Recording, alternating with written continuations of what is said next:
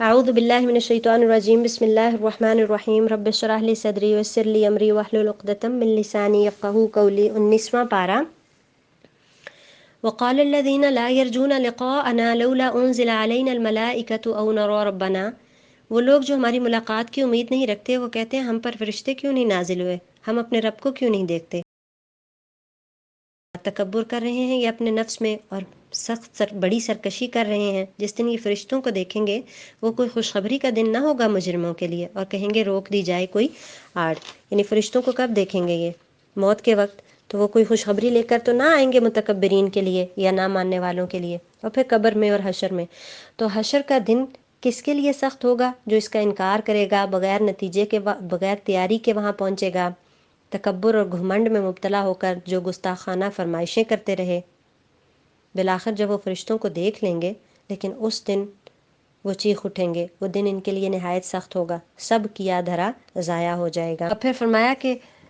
ہم وقدمنا الی ما عملوا من عمل، جو انہوں نے عمل کیے فجعلناہ ہباء منثورا، اور اس کو ہم پراگندہ ذروں کی طرح کر دیں گے۔ اس بارے میں ایک حدیث بھی بڑی خوفناک ہے کہ میں اپنی امت کے ان لوگوں کو جانتا ہوں جو قیامت کو تہامہ پہاڑ کے مثل نیکیاں لائیں گے، مگر ان کے اعمال باریک ذروں کی طرح اڑا دیے جائیں گے۔ وہ تمہاری ہی مثل ہوں گے، یعنی باتیں وغیرہ بھی کریں گے، لیکن جرم کیا تھا ان کا؟ تنہائیوں میں حرام کام کرتے ہوں گے، وہ جن سے اللہ سبحانہ تعالیٰ نے روکا ہوگا۔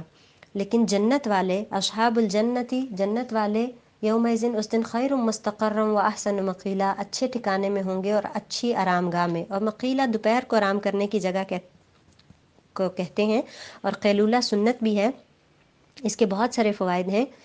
اور ضروری نہیں کہ لمبی چوڑی نیند ہو، چند منٹ کے لیے بھی کافی ہیں۔ ام سلیم جو تھیں وہ نبی کریم صلی اللہ علیہ وسلم کے لیے چمڑے کا فرش بچھا دیتی تھیں اور اس پر آپ قیلولہ کرتے۔ اسحاق ابن عبداللہ کہتے ہیں کہ قیلولہ نیک لوگوں کے عمل سے ہے اور یہ دل کو مضبوط کرنے والا اور رات کے قیام کو آسان کرنے والا ہے۔ اصحاب جنت کے لیے بھی یہاں ساتھ ذکر کیا گیا کہ ان کے دوپہر کے آرام کی جگہ بھی بہت اچھی ہوگی۔ اور پھر فرمایا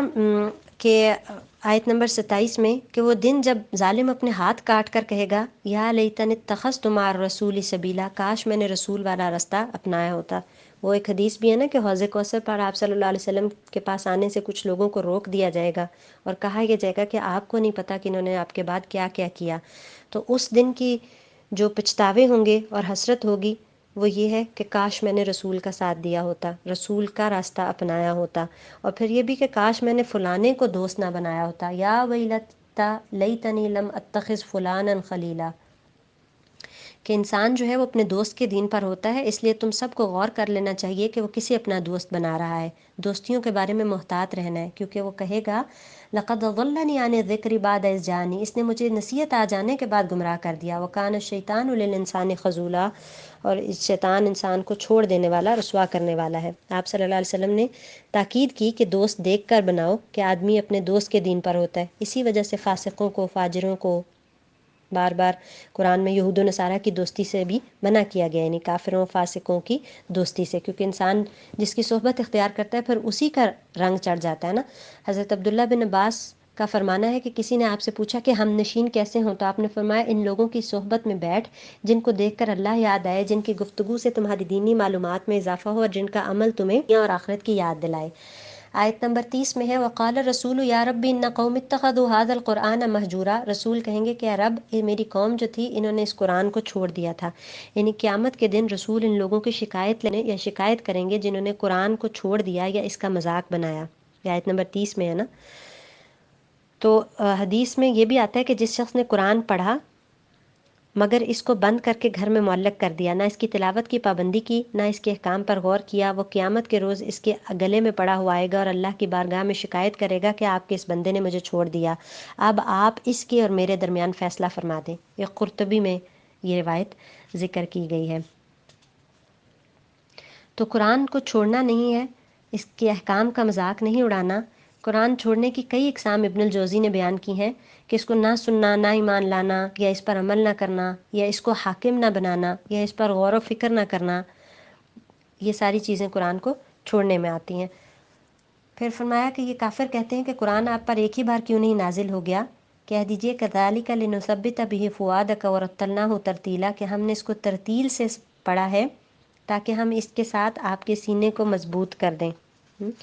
یعنی سارا قرآن اکٹھا مکمل کتاب کی طرح کیوں نہیں نازل ہوا؟ آہستہ آہستہ نازل ہوتا گیا، ذہن نشین ہوتا گیا، عمل میں اترتا گیا، احکامات کا بتدریج نفاذ ہوتا گیا، اور کفار اور یہود کی جانب سے جو جو سوال تھے ان کا تسلی بخش جواب بھی دیا جاتا رہا، کیونکہ قیامت تک کے لیے یہ رہنمائی ہے۔ پھر اس کے بعد مختلف قوموں کی تباہی کا ذکر ہے، اور اللہ سبحانہ تعالیٰ کہتے ہیں کہ ہر ایک کے لیے ہم نے مثالیں بیان کی اور پھر ہر ایک کو ہم نے ہلاک کر دیا، ظاہر ہے جب انہوں نے نہیں مانا تو۔ وَإِذَا رَأَوْكَ يَتَّخِذُونَكَ إِلَّا هُزُوًا، اور جب یہ آپ کو دیکھتے ہیں تو آپ کا مذاق اڑانے لگتے ہیں اور کہتے ہیں أَهَٰذَا الَّذِي بَعَثَ اللَّهُ رَسُولًا، کیا یہ وہ ہے جس کو اللہ نے رسول بنایا؟ یہ تو ہمیں گمراہی کر دیتا ہمارے معبودوں سے اگر ہم اس پر صبر نہ کرتے، ہم ان پر صبر نہ کرتے، یعنی اپنی گمراہی پر مزید ڈھٹائی کا اظہار۔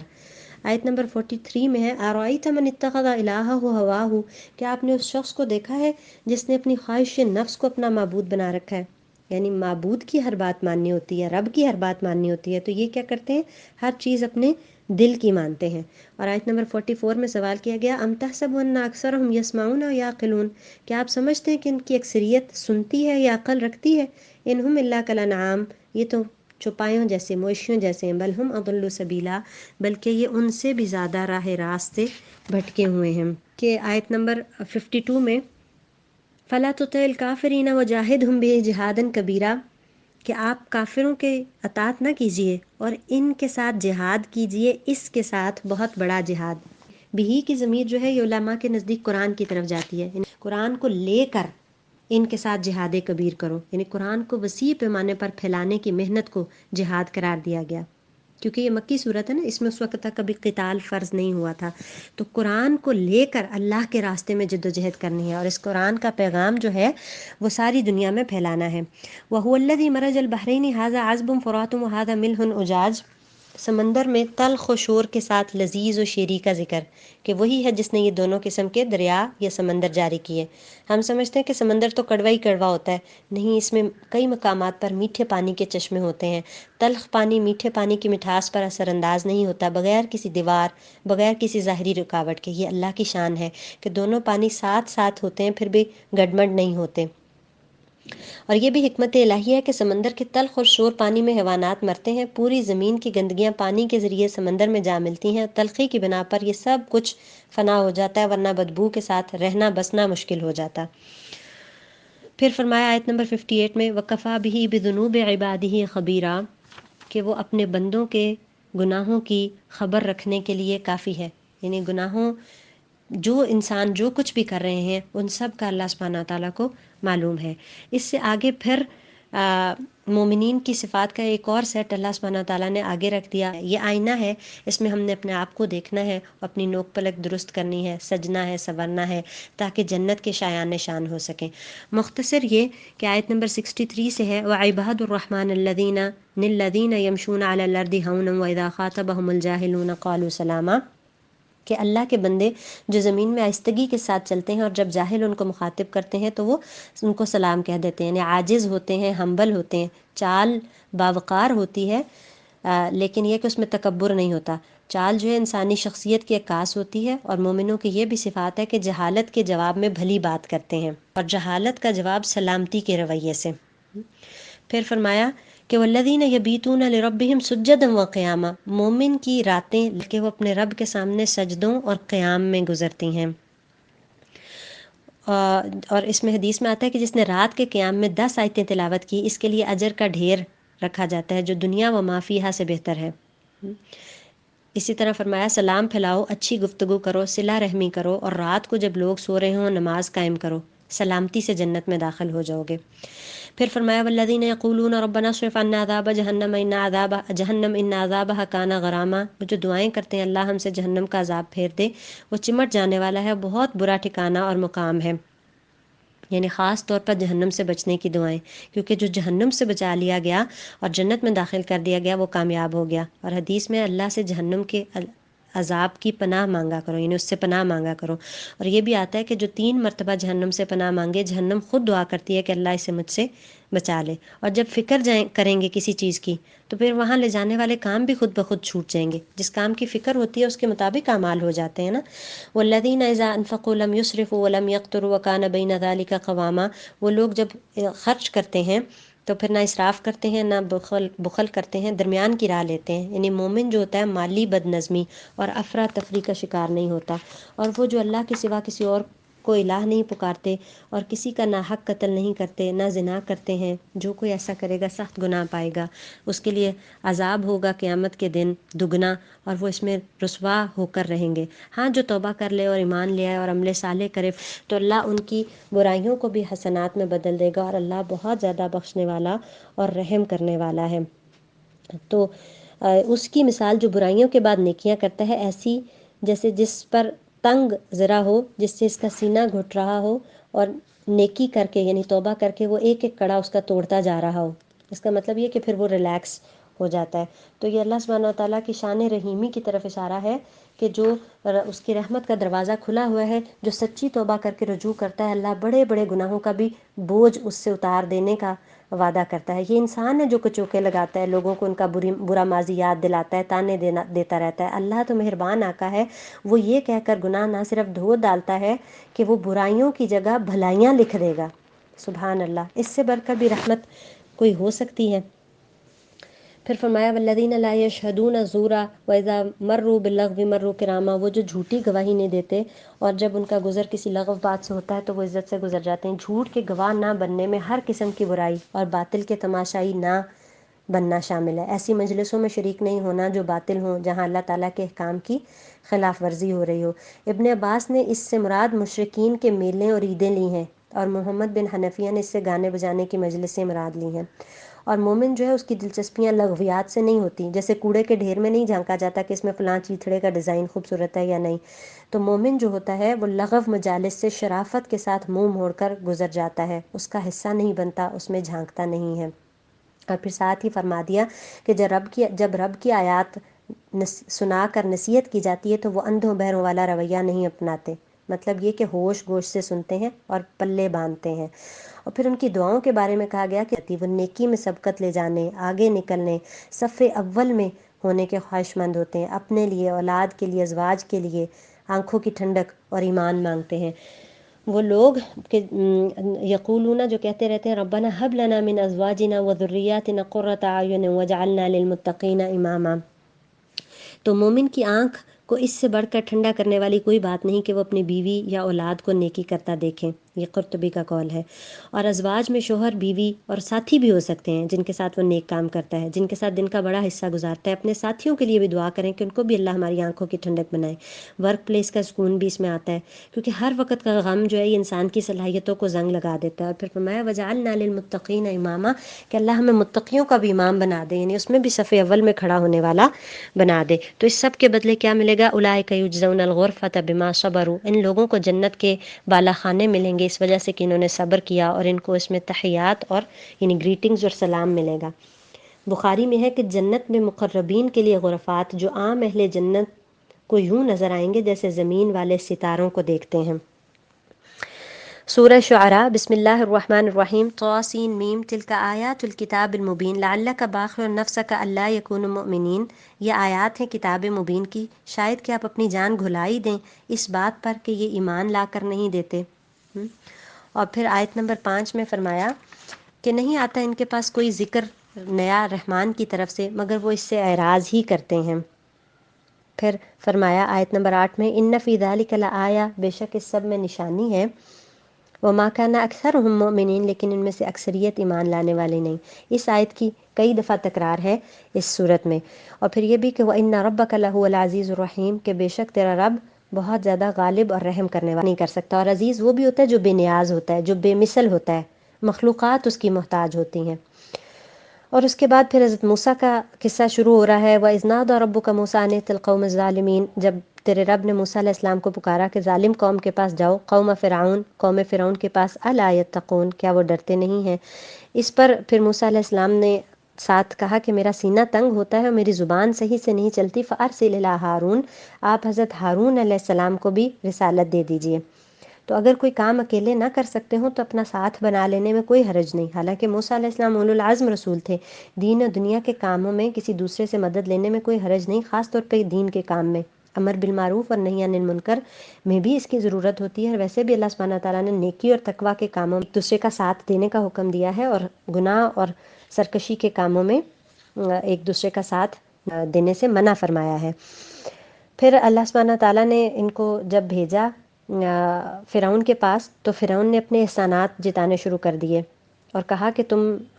ہم نے تم کو پالا ہے، اور پھر تم ہم ہی میں سے ایک شخص کو قتل کر کے چلے گئے۔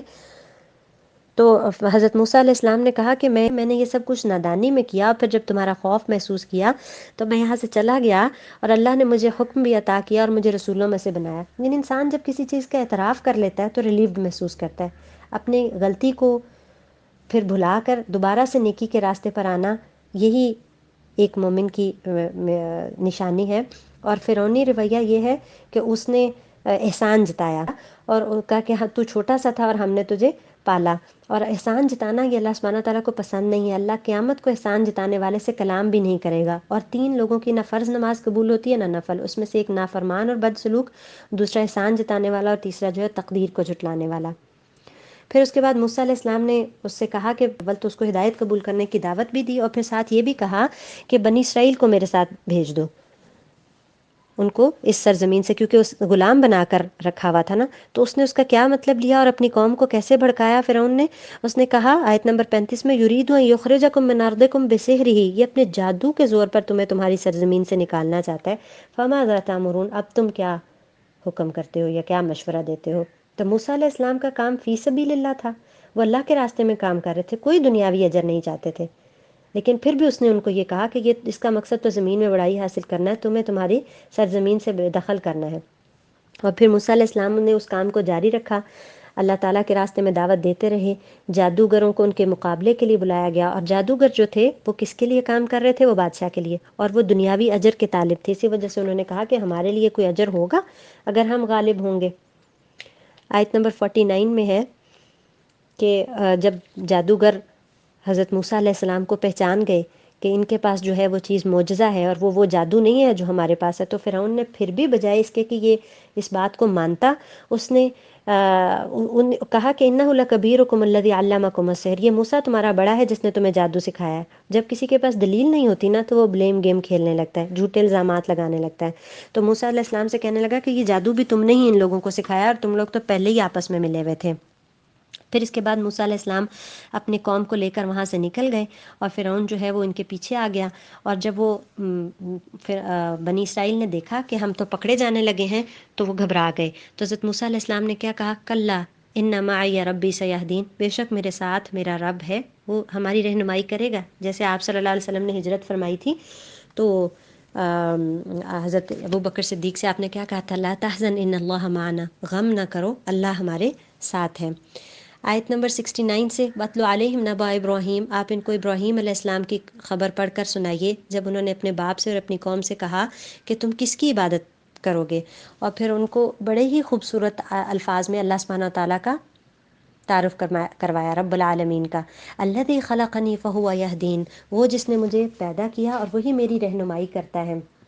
اور پھر کیا ہے؟ والذی هو یطعمنی ویسقین، وہی جو مجھے کھلاتا اور پلاتا ہے۔ واذا مرضت فهو یشفین، جب میں بیمار ہوتا ہوں تو وہی مجھے شفا دیتا ہے۔ والذی یمیتنی ثم یحیین، وہی جو مجھے موت دے گا پھر زندہ کرے گا۔ والذی اطمع ان یغفر لی خطیئاتی یوم الدین، اور وہی جس سے میں امید رکھتا ہوں کہ میری خطائیں بخش دے گا قیامت کے دن۔ رب ہب لی حکما والحقنی بالصالحین، اللہ مجھے حکم عطا کر اور میرا الحاق صالحین کے ساتھ کرنا۔ وجعل لی لسان صدق فی الآخرین، اور میری لیے اچھی پاکیزہ عمدہ ذکر بعد والوں میں چھوڑنا، سچا ذکر۔ وجعلنی من ورثۃ جنت النعیم، اور مجھے نعمتوں بھری جنت کا وارث بھی بنا دینا۔ تو بہت ہی خوبصورت تعارف بھی ابراہیم علیہ السلام نے کروایا، اور بہت ہی خوبصورت دعائیں بھی، اور ابراہیم علیہ السلام نے حکمت بھی مانگی۔ یہ جو کہا نا کہ رب ہب لی حکمن، تو یہ وہ سمجھ ہوتی ہے جو اللہ دیتا ہے۔ وَمَن یُؤْتَ الْحِکْمَةَ فَقَدْ أُوتِیَ خَیْرًا کَثِیرًا، جس کو حکمت عطا کی گئی اس کو خیر کثیر عطا کیا گیا۔ اور پھر انہوں نے کہا کہ میرا الحاق بھی صالحین کے ساتھ کرنا، دنیا میں نیکوں پر ہم نیکوں کے ساتھ رہیں گے تو ہی پھر مرنے کے بعد بھی نیکوں کا ساتھ ملے گا نا، اور یہ بہت بڑی سعادت ہے۔ اور نیک لوگوں کے ساتھ رہیں گے نا تو وہ دنیا میں بھی آپ کے ساتھ خیر خواہ ہوں گے، آپ کو حق کے راستے پر چلنے میں مددگار ہوں گے، اور آپ کے پیچھے بھی آپ کی خیر خواہی کرنے والے ہوں گے، یعنی آپ کے بعد بھی آپ کے لیے دعائیں کرنے والے ہوں گے۔ اور جو لسان صدق ہے نا، انہوں نے کہا کہ میرے لیے بعد میں آنے والوں کے لیے سچی ناموری رکھ، یعنی واقعی جو درست ہو۔ ایک تو اچھا ذکر ہو، ذکر خیر ہو، اچھی گواہیاں ہوں، اور دوسرا جو واقعی درست ہو۔ ذکر ولا تخزنی یوم یبعثون، مجھے رسوا نہ کرنا کہ جس دن وہ اٹھائے جائیں گے، یوم لا ینفع مال ولا بنون، جس دن کام نہ آئیں گے مال اور نہ بیٹے، الا من اتى اللہ بقلب سلیم، ہاں جو اللہ کے پاس قلب سلیم کے ساتھ آئے گا۔ تو قلب سلیم وہ ہوتا ہے جو پورا کا پورا دل اللہ ہی کے لیے ہو، اللہ کا مطیع فرمان جا۔ آپ نے افضل شخص اس کو قرار دیا جس کے دل میں بھی گناہ نہ ہو، یعنی کینہ اور حسد وغیرہ، اور قلب سلیم کی دعا بھی کرنی چاہیے، وَأَسْأَلُكَ قَلْبًا سَلِيمًا وَلِسَانًا صَادِقًا۔ پھر فرمایا وَأُزْلِفَتِ الْجَنَّةُ لِلْمُتَّقِينَ، جنت متقیوں کے قریب لے آئی جائے گی، اور جہنم نافرمانوں کے لیے ظاہر کر دی جائے گی۔ پھر جہنم کا نقشہ ہے کہ قالوا وهم فیہا یختصمون، کہ جہنم میں سب آپس میں جھگڑ رہے ہوں گے اور کہیں گے کہ اللہ کی قسم ہم بے شک کھلی گمراہی میں تھے جب ہم تم کو رب العالمین کے ساتھ ٹھہرا رہے تھے، اپنے معبودوں کو کہیں گے، اور ہمیں مجرموں نے گمراہ کر دیا، اب ہمارا کوئی سفارشی نہیں ہے، نہ کوئی پکا دوست۔ فلو ان لنا کرۃ، کاش ایک مرتبہ ہمارے لیے لوٹنا ہو، فنکون من المؤمنین، تو ہم مومنین میں سے ہو جائیں گے۔ آیت نمبر 105 سے آگے، کذبت قوم نوح المرسلین، قوم نوح نے بھی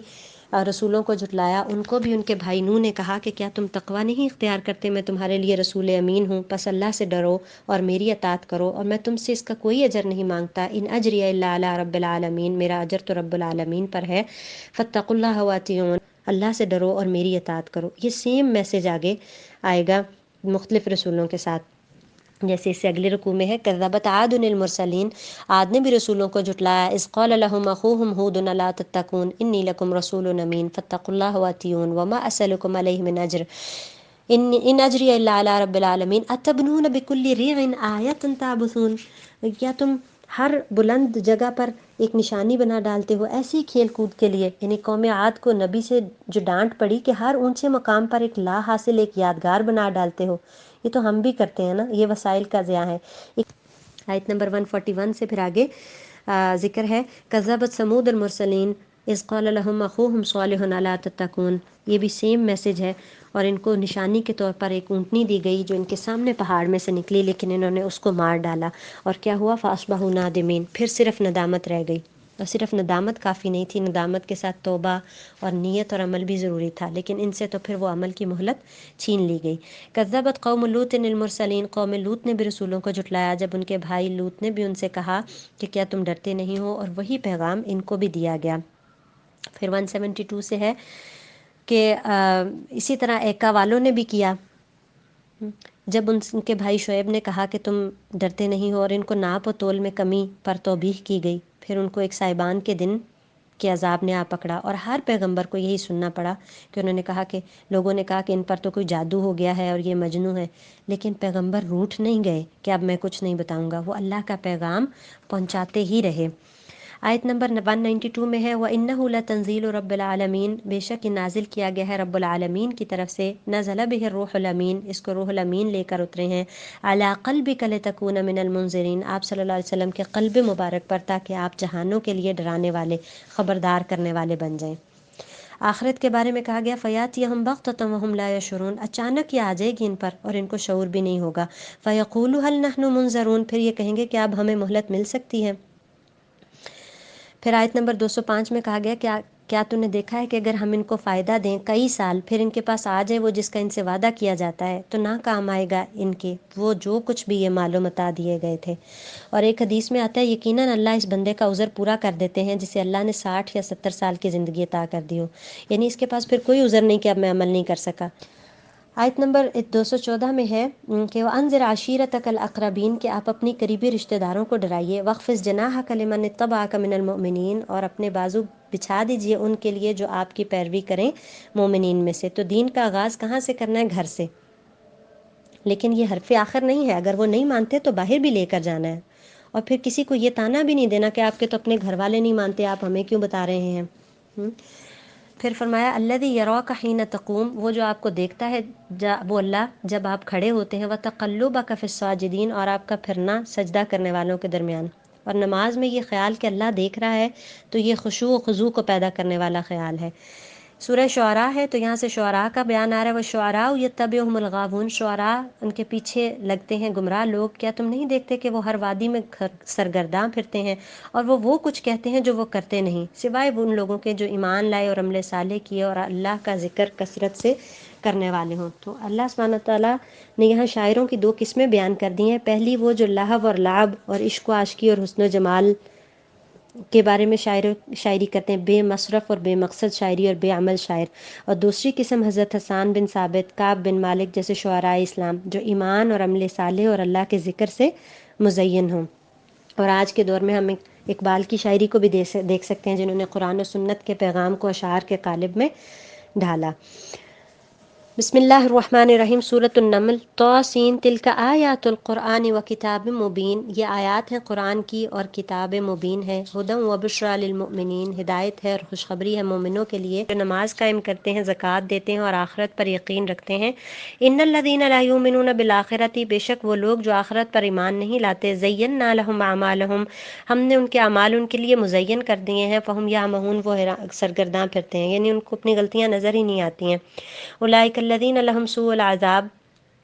ان کے لیے برا عذاب ہے، وہم فی الآخرۃ ھم الاخسرون، اور وہ آخرت میں سب سے زیادہ خسارہ پانے والے ہوں گے۔ پھر موسیٰ علیہ السلام کو نبوت ملنے کا قصہ ہے، اذ قال موسیٰ لأہلہ، اصل میں موسیٰ علیہ السلام کا واسطہ بنی اسرائیل سے پڑا تھا، اور بنی اسرائیل کو امامت وغیرہ دی گئی تھی، فضیلت دی گئی تھی جہانوں پر، اور ان سے لے کر اب ہمیں دی گئی۔ تو بتایا گیا کہ انہوں نے اپنے نبی کے ساتھ کیسا معاملہ کیا اور کیا کیا غلطیاں دہرائیں جس کو ہم نے نہیں دہرانا۔ تو موسیٰ علیہ السلام کو نبوت ملنے کا واقعہ ہے کہ وہ جب اپنی اہلیہ کے ساتھ واپس آ رہے تھے تو راستے میں اللہ سبحانہ تعالیٰ نے ان کو نبوت دی اور ان کو عصا بھی دیا اور ید بیضا بھی دیا معجزہ کے طور پر۔ اور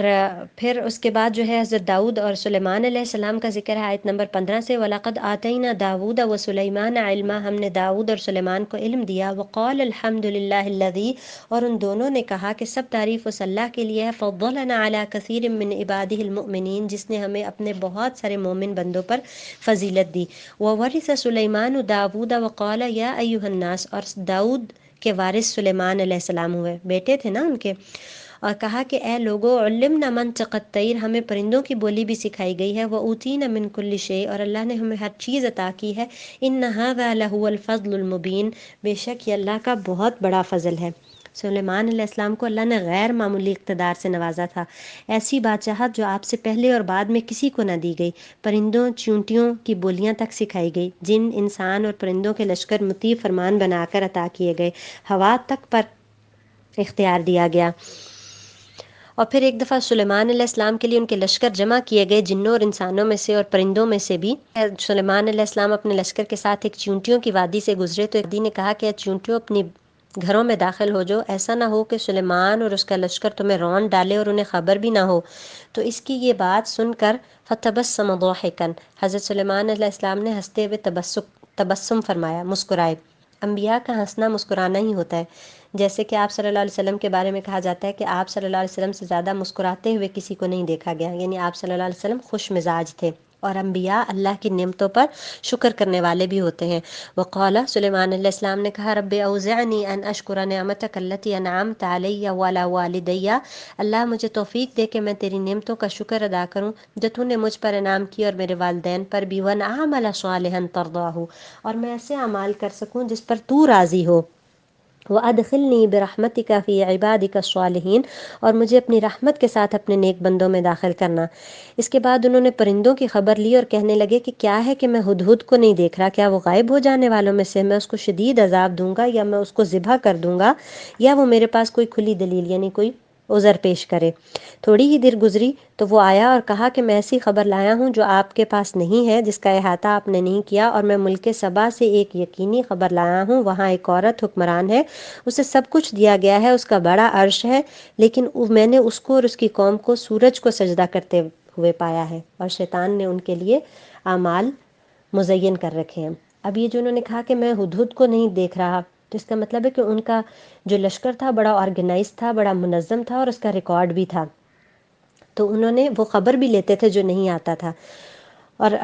ہم اگر پرندوں کو دیکھتے ہیں تو ہم کہتے ہیں انہیں کیا پتا کہ ہم کیا کر رہے ہیں، جبکہ ہم دیکھتے ہیں اس میں کہ ہدہد جو ہے وہ بھی خبر رکھے ہوئے تھا ارد گرد جو کچھ انسان کر رہے تھے۔ تو ہدہد نے کیا کہا کہ میں نے وہاں ایک ملکہ دیکھی ہے جو ان کے اوپر حکمرانی کر رہی ہے، اور سلیمان علیہ السلام سے کہا کہ میں آپ کے پاس وہ خبر لایا ہوں جو آپ کے پاس بھی نہیں ہے۔ اور کیا خبر تھی کہ وہ اللہ کے علاوہ سورج چاند ستاروں کی، سورج کی پوجا کرنے والے ہیں۔ اور ہدہد بھی انسانوں کے شرک سے پریشان ہوا اور یہ بھی کہنے لگا کہ شیطان نے ان کو بہکا رکھا ہے۔ اب جب یہ ساری خبر حضرت سلیمان نے سنی تو انہوں نے کہا سننظر، ہم دیکھیں گے، اصدقت ام کنت من الکاذبین، کہ تو سچ کہہ رہا ہے یا جھوٹ بول رہا ہے۔ یعنی جب خبر پہنچے تو یہ انبیاء کا طریقہ ہے، صالحین کا طریقہ ہے کہ اس کی تحقیق کر لیا جائے، کیونکہ اکثر معاملات ہم خراب اس لیے کر لیتے ہیں کہ لوگ ہمیں غلط خبر دیتے ہیں، ہم اور اس پر کوئی ایکشن لے لیتے ہیں اور پھر بعد میں پتہ چلتا ہے کہ یہ معاملہ تو سارا خراب ہو گیا۔ مائیں بھی بچوں کی بات سن لیتی ہیں اور پھر کسی کی سائیڈ لے لیتی ہیں، تو ہر چیز کی پہلے تحقیق کرنی چاہیے۔ انہوں نے ایک خط بھیجا اس کی طرف، ملکہ سبا کی طرف، اور اس سے کہا کہ تم مسلم ہو کر میرے پاس آ جاؤ۔ اب وہ جو ملکہ تھی اس نے اپنے جو سردار تھے اور اپنے وزراء تھے ان سے مشورہ کی۔ ملکہ نے بڑے پتے کی بات کہی کہ میں مشورے کے بغیر کوئی فیصلہ نہیں کرتی، اور حکمرانی بڑی بھاری ذمہ داری ہوتی ہے، اور ملکہ سبا دانا اور عقل مند تھی، تو اسلام میں بھی مشورے کی بڑی اہمیت ہے۔ تو انہوں نے، یہ اچھے لیڈر کی کوالٹیز میں سے ہے، انہوں نے کہا کہ ہم قوت والے ہیں، لڑنا جانتے ہیں، لیکن فیصلہ آپ ہی کا ہے، جو آپ الٹیمیٹ اتھارٹی آپ کی ہے۔ لیکن ملکہ جو تھی وہ سیانی تھی، اس نے کہا کہ جنگ کوئی اچھی چیز نہیں ہے، اور عقل مند لیڈر ایسا ہی ہوتا ہے کہ وہ اپنی قوم کی حفاظت کرتا ہے۔ تو ملکہ نے کہا کہ بادشاہ جو ہوتے ہیں وہ ملکوں کو خراب اور عزت داروں کو ذلیل کرتے ہیں، اور یہی طریقہ ہوتا ہے بے خوف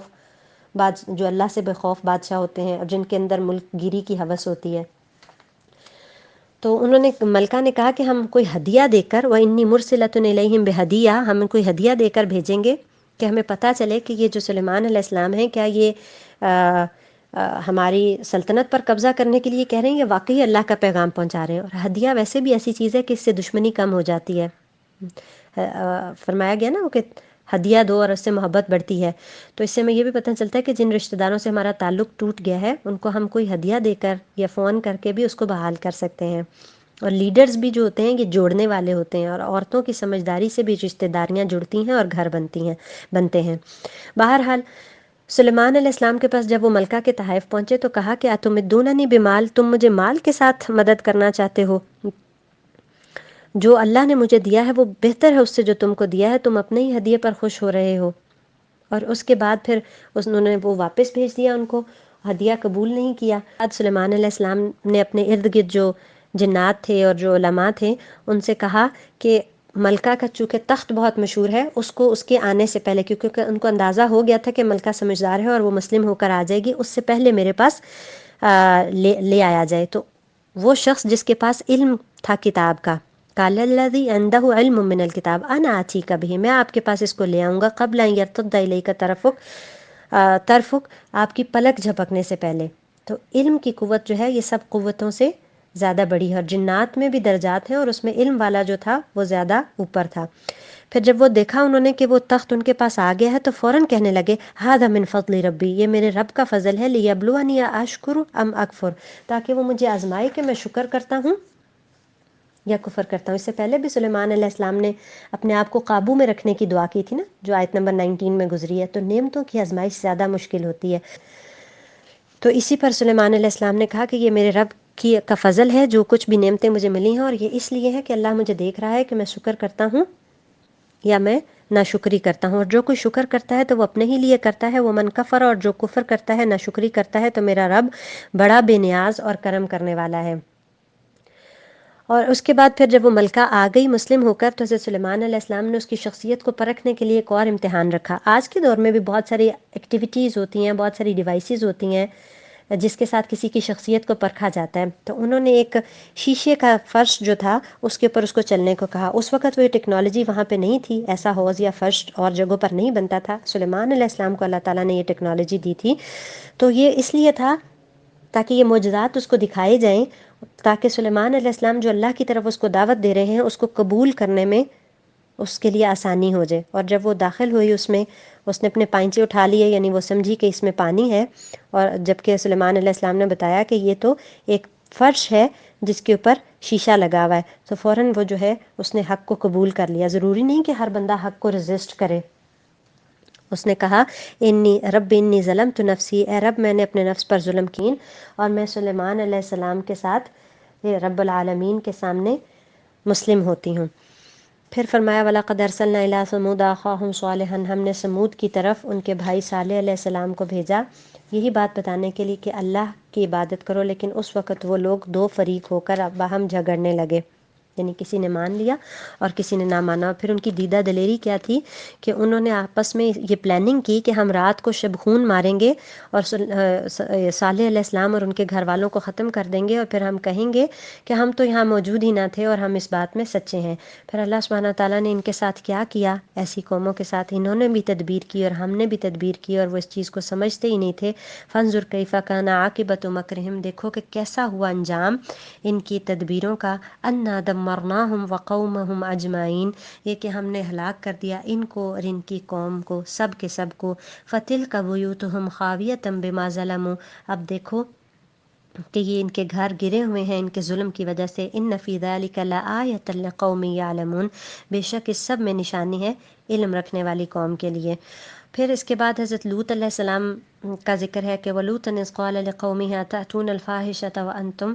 تُبْصِرُونَ، کہ لوط علیہ السلام نے اپنی قوم سے کہا کہ تم دیکھتے بھالتے فحاشی کا ارتکاب کرتے ہو۔ اصل میں یہ کام شروع سے ہوتے آئے ہیں، اور ان سے بچنے کے لیے اللہ سبحانہ تعالیٰ نے بار بار تنبیہ کی ہے، یعنی جتنے بھی گناہ مختلف قوموں کے گنوائے گئے اور بتایا کہ یہ کتنے بڑے گناہ تھے جن کی وجہ سے قوموں پر کیسے کیسے عذاب آئے۔ آخر میں ہے قل الحمد للہ وسلام علی عبادہ الذین اصطفیٰ اللہ خیر اما یشرکون، کہہ دیجئے سب تعریف اللہ کے لیے ہے اور سلام ہو اللہ کے ان بندوں پر جن کو اللہ نے چن لیا۔ کیا اللہ بہتر ہے یا جن کو یہ شریک ٹھہراتے ہیں؟ سبحانک اللہم و بحمدک نشہد ان لا الہ الا انت نستغفرک و نتوب الیک۔